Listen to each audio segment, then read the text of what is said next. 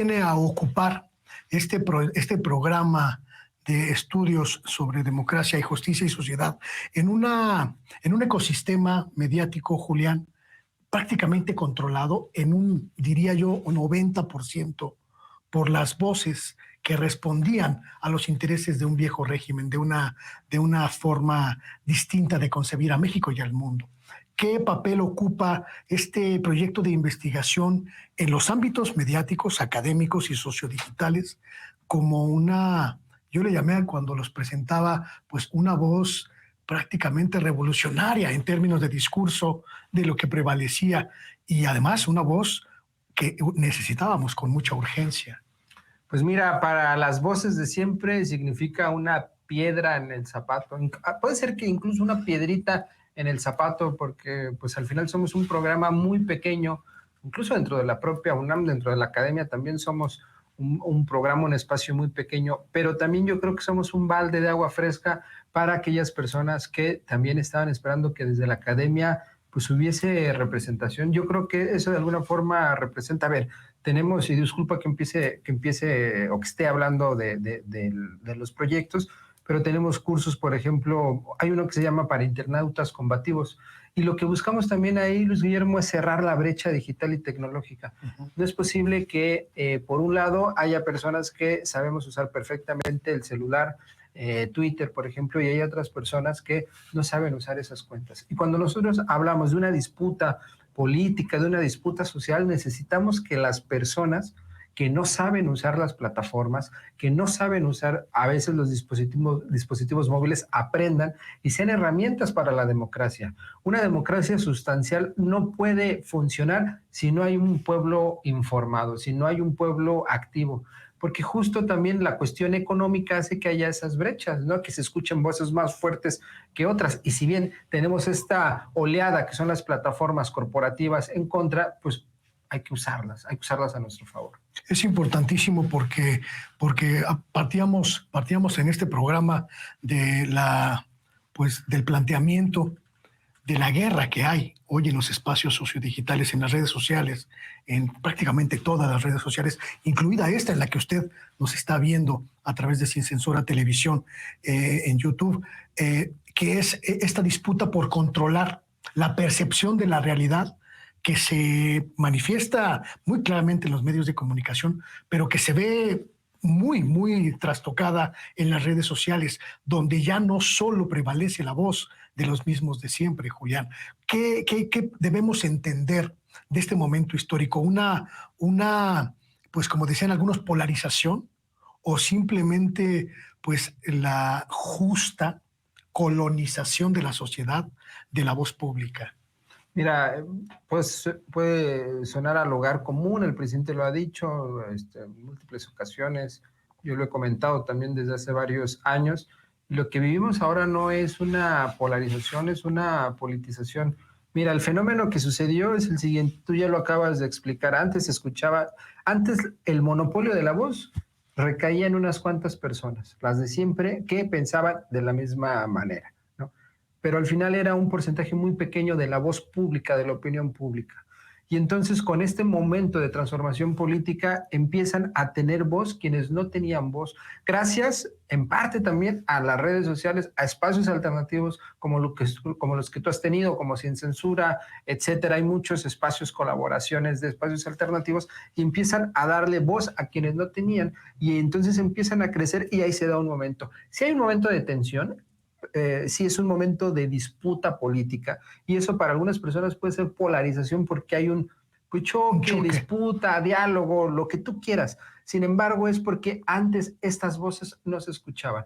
Entonces se está politizando a las personas y además algo que es bien importante es que, y lo decía un autor francés, Pierre Bourdieu, decía que para agarrar el micrófono hay que sentirse con el derecho de tener voz.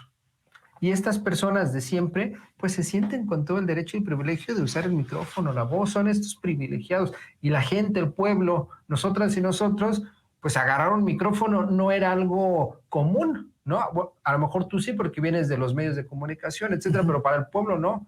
Comentar no es algo común. Y entonces estas personas ya se sienten con el derecho de expresarse y saber que al menos en las redes el tuit de mi vecino vale lo mismo que el tuit de Emilio Azcárraga o de quien tú quieras, ¿no? Ese es el momento de transformación y a mí me parece importantísimo. Incluso también aplaudo, y puede sonar polémico, que el propio presidente haga así esas declaraciones y llame al pueblo, que le dé voz. Perfecto que exista este espacio como las mañaneras y ponga también en la palestra a estas personas que pues nunca han estado apoyando para que se dé esa disputa. Es muy sano en cualquier democracia que haya debate, porque imagínate en una democracia donde hay puro silencio, donde la gente no habla. Claro. A mí me sorprende mucho que bueno, la gente sabe, yo vengo de los medios tradicionales, 20 años estuve metido ahí, pero me llama mucho la atención que mis colegas de los medios tradicionales consideren con tanto menosprecio las manifestaciones de la gente en Twitter y reducen esas manifestaciones a bots, a que si la gente tiene 20 seguidores, ya no es considerada una persona, sino Exacto. solo una cuenta automatizada, y se niegan a la realidad que tú estás planteando de manera muy, muy puntual. Vale lo mismo lo que diga yo o lo que diga cualquiera de nuestros tuiteros, así se llame Chuchita la bolsearon, a lo que diga López Dóriga o Denise Dresser o cualquiera de los viejos santones de la comentocracia mexicana. Y eso supongo que debe ser una revolución en términos comunicativos, pero también en términos sociales, Julián. Es un momento también de transformación cultural. Por eso lo que vimos en 2018 no es solo una alternancia electoral. Eso me gustaría como enfatizar, Luis Guillermo. No es como cuando ganó Vicente Fox, que sí fue un momento crucial, fue una gran coyuntura, imagínate, pierde el PRI de no sé cuántos años, pero no hay una transformación cultural de gran calado. ¿Por qué? Porque en el gabinete lo llena de priistas, empresarios, él no mueve absolutamente nada, mantiene el statu quo, es decir, hay una alternancia electoral y todos los privilegios se mantienen, incluso algunos otros crecen. Entonces no hay realmente cambio. El pueblo queda igual o peor. En un momento incluso en donde pues el petróleo estaba a $100 el barril y pudimos haber hecho grandes cambios. En cambio, ahora, además de una alternancia electoral como la que representó López Obrador, hay un cambio cultural y es ese cambio cultural en donde, por ejemplo, se habla de la güeritocracia, de los whitexicans, en donde vemos en los propios pues empresas tienen que poner personas de tez morena ya frente a las cámaras. Es decir, empieza a haber un cambio ya cultural de gran calado, sumado a esta expresión del pueblo en los medios de comunicación, como son los medios alternativos. Ese es el cambio cultural. Y mira, pase lo que pase en 2024, ese cambio cultural no va a ir para atrás. Ese es el gran problema. Y están desquiciados, justo como dices, López Dóriga, imagínate que alguien, Chuchita la bolsearon, le diga, le increpe, le diga, le señale que compartió una noticia falsa de Denise Dresser, alguien tan clasista que incluso hasta a los propios panistas les tronaba los dedos. Imagínate lo que han de sentir en lo más profundo de su ser. Y a mí eso, Luis Guillermo, me da mucha alegría. ¿Cuál fue el factor, ahorita que lo comentas, muy interesante, cuál fue el factor que marcó esta diferencia entre el estrepitoso fracaso del gobierno de Vicente Fox, que como dices, no tuvo absolutamente ninguna posibilidad de transformar el statu quo, y esta revolución que vivimos en términos sociales con López Obrador? ¿Qué marcó la diferencia?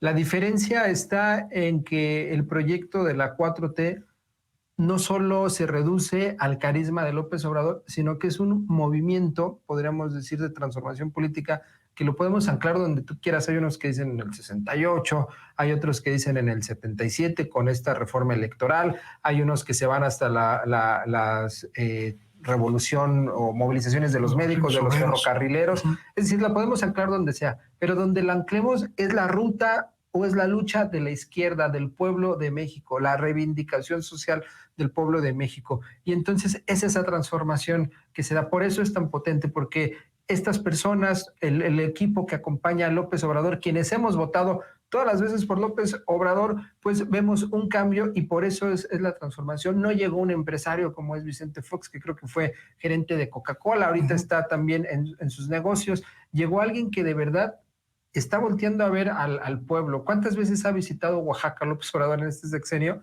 Creo que ha visitado más que Tabasco. ¿Y cuántas veces visitó Oaxaca Vicente Fox? Son cambios sustanciales que, te digo, van más allá del carisma, tienen que ver con una tradición política y de cambio que está bien enraizado en el proyecto de la 4T. Puede haber por ahí algunas críticas, personas que no nos gustan, pero en general el proyecto de la 4T es transformación, es transformador y ha venido a cambiar, pues de alguna forma, la cultura política mexicana.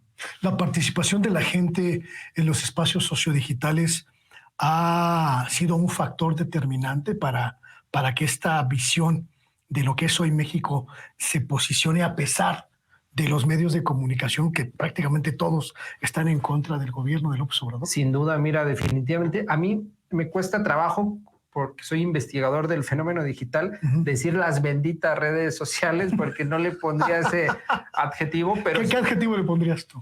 Pues yo más bien diría herramientas de transformación, ¿no? O algo así. Es muy importante, ¿no? Pensar bien. Pero decirle benditas, pues casi las estamos ahí santificando.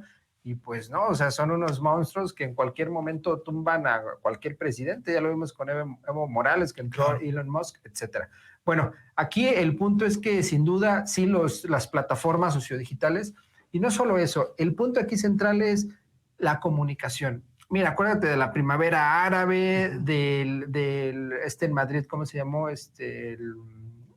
La protesta en Madrid, la protesta, 11M, algo así.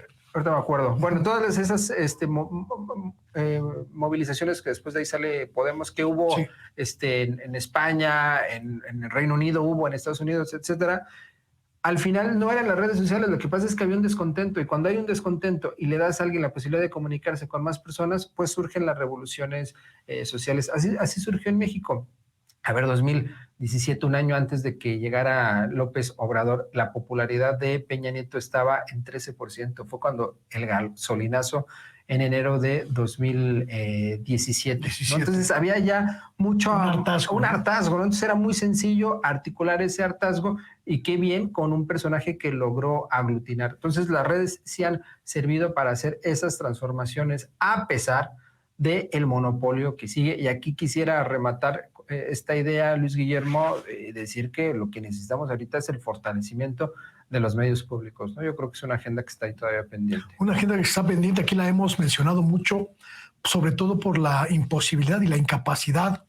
Vamos a dejarlo en incapacidad, para que no se nos enoje Genaro, pero pues la incapacidad de transformarlos y convertirlos en una verdadera opción. Sí. Pero las redes sociales sí son una opción.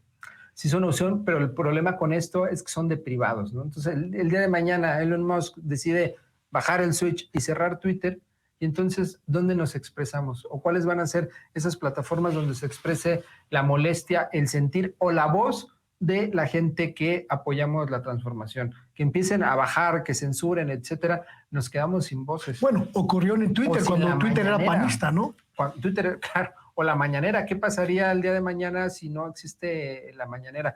Por supuesto que va a existir ese esquema de comunicación, pero a ver, la mañanera existe gracias al carisma de López Obrador. O sea, no puedes heredar el carisma, ¿no? Como dice Max Weber. Entonces, quien llegue, pues difícilmente va a tener esa potencia. Entonces, imagínate en un contexto donde no traes el carisma de López Obrador, donde tienes medios privados que son las plataformas que no las controlas, y donde el cerco informativo va a seguir con un debilitamiento. Tú ya lo dijiste, que concuerdo, no se ha logrado ampliar, fortalecer los medios públicos. Es un escenario complicado y no se ha visto, no se ha querido señalar.